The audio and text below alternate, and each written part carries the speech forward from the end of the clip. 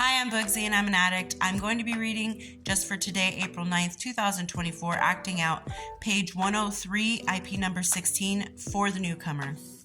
We learn to experience feelings and realize they can do us no harm unless we act on them.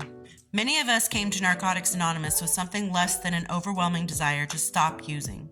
Sure, the drugs were causing us problems, and we wanted to be rid of the problems, but we didn't want to stop getting high. Eventually, though, we saw that we couldn't have one without the other. Even though we really wanted to get loaded, we didn't use. We weren't willing to pay the price anymore. The longer we stayed clean and worked the program, the more freedom we experienced. Sooner or later, the compulsion to use was lifted from us completely, and we stayed clean because we wanted to live clean. The same principles apply to other negative impulses that may plague us. We may feel like doing something destructive just because we want to. We've done it before, and sometimes we think we've gotten away with it, but sometimes we haven't. If we're not willing to pay the price for acting on such feelings, we don't have to act on them. It may be hard, maybe even as hard as it was to stay clean in the beginning. But others have felt the same way and have found the freedom not to act on their negative impulses. By sharing about it and seeking the help of other recovering people and a power greater than ourselves, we can find the direction, the support, and the strength we need to abstain from any destructive compulsion. Just for today, it's okay to feel my feelings. With the help of my sponsor, my NA friends, and my higher power, I am free not to act out my negative feelings.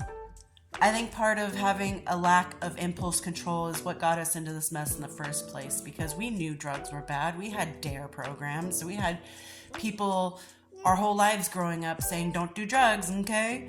And when it came down to it and we were offered that pipe, that drink, that needle, that pill, we were like, I really shouldn't, but we did. So we already started this with poor impulse control. And I think that it's something that's residual to our recovery that we still feel sometimes, where let me just, keep this change that was too much from my purchase. And you get that little rush of like, I got away with something. And I think that even children have that impulse of, I got away with it. And we are essentially, as an addict, children, in my opinion.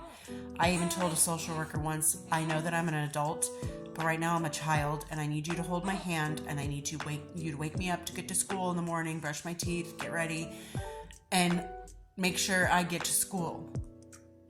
So it's like, I am a child. I need you as a social worker to hold my hand, make sure that I get to these programs, help me find these programs.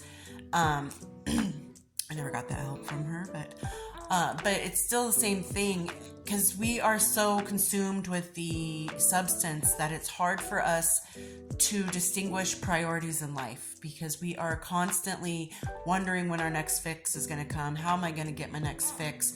And we're doing things sneakily,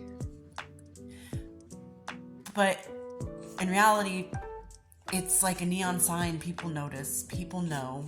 And I think that now that we're sober, or we're getting sober, we have that urge to do something to get away with it. And it's not that we are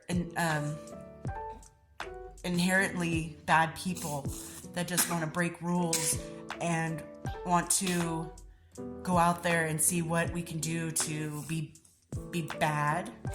I think that we just have that natural compulsion to do things that we know deep down is wrong. And I know that during recovery, it's hard not to act on old habits. And that can be anything, not necessarily like keeping the change that was too much that the cashier gave us, but it can be anything, like when you impulsively bend over backwards for people and get walked all over and taken advantage of, when you impulsively lash out in anger at somebody because they said something that you took wrong, even though it was probably the most innocent thing ever. Or you act out impulsively because you want to drive your car really fast because it just gives you that rush.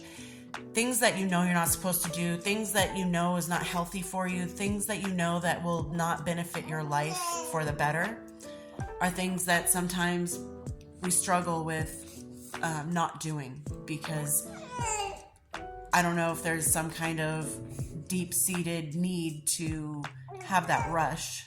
I know that there's that chasing the dragon feeling with never being able to be the same high as you were before, or the same drunk as you were before.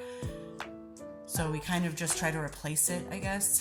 I might be completely wrong, but I do know that with impulses and acting out and doing things that you know probably aren't the best things for you, I know that it can be really hard not to do, because it's just a part of us. We've gone so long just not having a care in the world, and the only thing we worried about was our next fix. And in our recovery, we have to learn not to act on our impulses and acting out, because it can lead down a bad path. Like I said in the very beginning, that's kind of how we got here in the first place, because we knew it was wrong. We knew we shouldn't do it. We knew the consequences, but we all thought, that's not going to be me. And we did it anyway. So it's going to be something that you may struggle with from time to time, where you want to do something for that rush, but you have to really take a second to think of the big picture. Is what I'm about to do worth losing a friend? Is what I'm about to do worth maybe getting beat up because I snapped at them, snapped at the wrong person? Is what I'm about to do worth getting in an accident and hurting myself or someone else? So it's a matter of self-control. And I think that if you can control your impulses and not act on them, then you're well on your way to completely control your recovery and get where you want to go in your recovery. So I don't know, I might have interpreted that wrong, but that's how I interpret it, I guess. So anyway, I hope everyone's doing well out there, and I will talk to you later. Bye.